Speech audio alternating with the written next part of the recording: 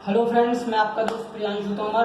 और जैसा कि मैंने आपको पिछली वीडियो में केके के अनुपात कराए थे, तो अब हम आगे के अनुपात स्टार्ट करते हैं। जो आगे का बचे हुए पैराग्राफ्स हैं उनको स्टार्ट करते हैं। तो फ्रेंड्स, जैसा कि मैंने आपको पहले इसमें कराया था, आपको स्वार्थ ने घेरा तक पढ़ाया था। तो ऐसा है कि हम इसको जो बाकी का बचा हुआ चैप्टर है, जिससे कम से कम वीडियो बने, उसको 2 पैराग्राफ में, जो आगे का बचा हुआ चैप्टर है उसको 2 पैराग्राफ में ही ख़त्म करते हैं। तो चलो हम स्टार्ट करते हैं कि 100 बार धन्य वह एक लाल की माई, जिस जननी ने ही जना भरत सा भाई, पागल सी प्रभु के साथ सभा चिल्लाई, 100 बार धन्य हो वह एक लाल की माई।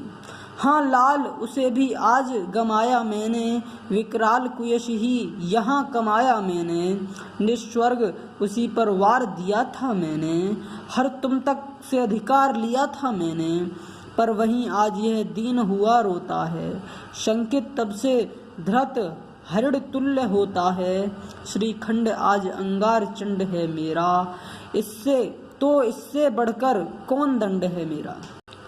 मतलब जो पिछला पैराग्राफ में, उसमें माँ केकई कहती हैं कि जो भी किया है वो मैंने किया है, और जब अगले युगों में मुझे याद किया जाएगा तो मुझे एक पापिन रानी, मतलब ऐसी रानी के उसमें,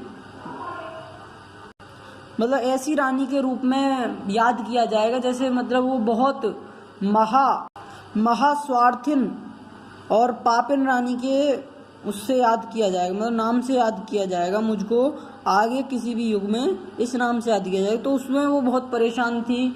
तो फिर श्री राम जी कहते हैं उनसे, माता केकई के लिए कहते हैं कि जिस माता ने भरत जैसे अद्वितीय रतन को जन्म दिया है, वह 100 बार धन्यवाद देने के योग्य है। राम के इस वचन को सुनते ही उनके साथ वहाँ उपस्थित जन समुदाय पागलों की भांति चिल्ला उठे कि सचमुच वह माता धन्य है जिसने भरत को जन्म दिया है। तो फिर माता केकई राम से कहती हैं कि हे राम, मैंने तो आज अपने उस पुत्र भरत को भी खो दिया है, जिसके लिए मैंने ऐसे दुष्कर्म किया। उस पुत्र को खोकर भी मैंने भयंकर रूप से अपयश ही प्राप्त किया है। मैंने अपने उस पुत्र पर अपना स्वर्ग सुख भी न्यौछावर कर दिया, और उसी के कारण मैंने तुम्हारा अधिकार, राज्य, मतलब जो उनका था, श्री राम का जो होने वाला था, भले ही हुआ नहीं, वो सब, मतलब वो कह रही हैं कि मैंने जो भी था वो अपने पुत्र को दे दिया, पर फिर भी मैंने उसको खो दिया, छीन लिया था। वही मेरा पुत्र आज दीनहीन होकर रुदन कर रहा है। वह पकड़े हुए हिरण की भांति सबसे भयभीत है। चंदन के समान शीतल स्वभाव वाला मेरा पुत्र भरत जलते हुए अंगार के समान प्रचंड हो रहा है। इससे बढ़कर दंड मुझ अभागी माँ के लिए क्या होगा कि मेरा पुत्र ही मुझसे कुपित है, अतः मुझे और बड़ा दंड ना दो। तो आगे कहती हैं फिर माता के, पटके मैंने पदपणी मोह के नद में, जन क्या क्या करते नहीं स्वपन में मद में, हाँ दंड कौन क्या उसे डरूंगी अब भी, मेरा विचार कुछ दयापूर्ण हो तब भी। तो फिर है आपका, हाँ दया हंत वह घृणा, अहाँ वह करुणा, वैतरणी सी है आज जिव्या वरुणा, सह सकती हूँ चीर नरक सुने सुविचारी, पर मुझे स्वर्ग की दया दंड से भारी, लेकर अपना यह कुलिश कठोर कलेजा, मैंने इसके ही लिए तुम्हें वन भेजा, घर चलो इसी के लिए न रूठो अभियों, कुछ और कहूँ तो उसे सुनोगे सब क्यों, मुझको यह प्यारा और इसे तुम प्यारे, मेरे दुगने प्रिय रहो न मुझसे न्यारे, मैं इसे न जानूं किंतु जानते हो तुम, अपने से पहले इसे मानते हो तुम भ्राताओं का प्रेम परस्पर जैसा, यदि वह सब परियों प्रकट हुआ है वैसा, तो पाप दोष भी पुण्य दोष है मेरा, मैं रहूं पकिंजा पदम कोश है मेरा, आगत ज्ञानी जन उच्च भाल लेकर, समझावे तुमको अतिल युक्तियाँ देकर,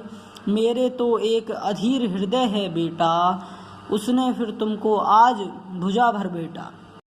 तो इसमें जो माता कह गई वो कहती हैं कि मैंने अपने हाथ पैर मोह रूपी नदी में फेंके और पटके। मेरा यह कार्य ऐसा ही था जैसे कोई व्यक्ति पागलपन में अथवा स्वप्न में व्यवहार करता है। अपने अपराधों को देखकर मैं किस भी दंड से भयभीत नहीं हूँ, क्योंकि मेरा अपराध भी तुलना में क्रोध भी दंड अधिक नहीं है। मेरा एक निवेदन है कि मेरे संदर्भ में इतना अवश्य किया जाए कि मेरे भावना को गलत न समझा जाए। तो फिर आगे है आपका कि अपनी व्यथा को आगे प्रकट करती हुई केकई कहती हैं कि मेरे दोष को इस स्थिति में दया, घृणा और करुणा आदि सभी भाव व्यर्थ प्रतीत हो रहे हैं। आज गंगा और वरुणा भी मेरे लिए नरक की वैतरणी के समान सिद्ध हो रही हैं। विचारवान व्यक्ति मेरी इस बात को भली प्रकार सुन लें कि मैं चिरकाल तक नरक की पीड़ा सहन कर सकती हूँ, परंतु स्वर्ग की दया मेरे लिए नरक के दंड से भी कठोर होगी।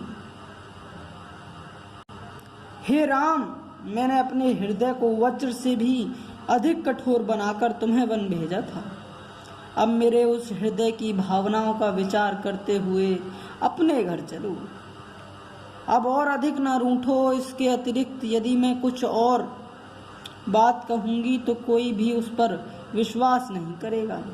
केकई कहती है कि हे राम, मुझे यह भरत प्रिय है और भरत को तुम प्रिय हो। इस प्रकार तुम मेरे लिए दोगुने प्यारे हो, इसलिए तुम किसी प्रकार भी मुझसे अलग रहने का विचार न करो।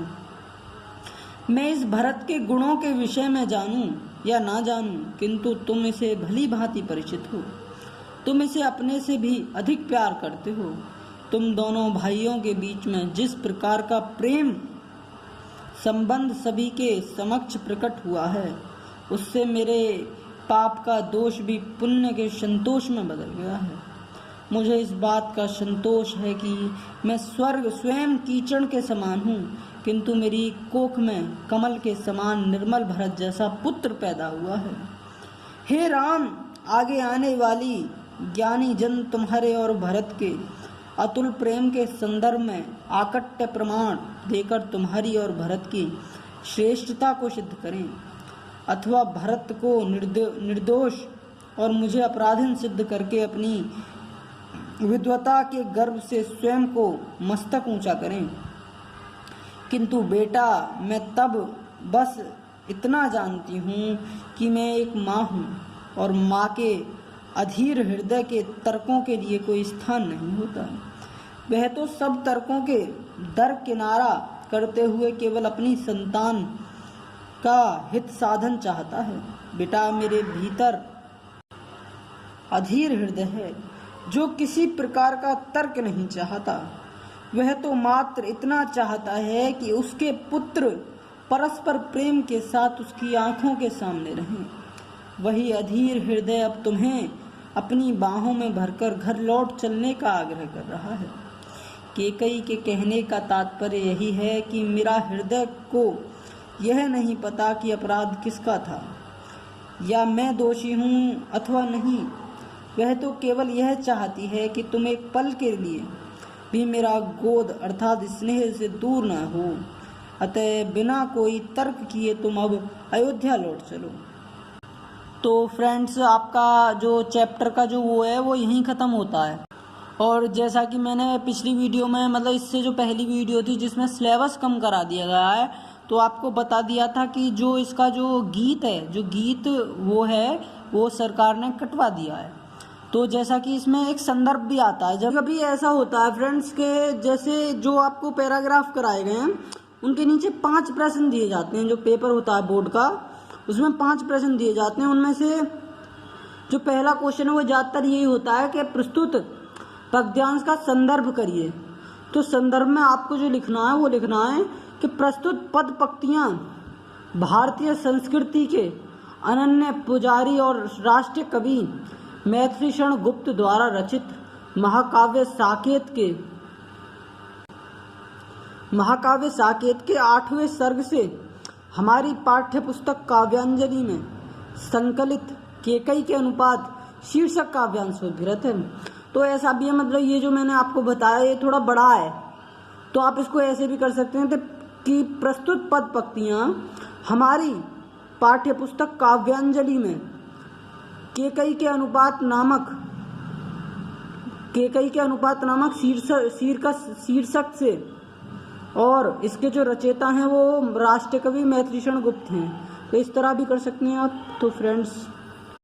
तो फ्रेंड्स बस इस वीडियो में इतना ही। जो बाकी के मतलब आपको पूरा लेसन करा दिया है, ये वाला जो केकई के अनुपात है ये आपको पूरा करा दिया गया है। अब जो भी बाकी के जो लेसन है उनको कल से स्टार्ट करते हैं, क्योंकि देखो आज तो समय नहीं, आज जो भी था समय वो आपको इस समय में करा दिया गया है।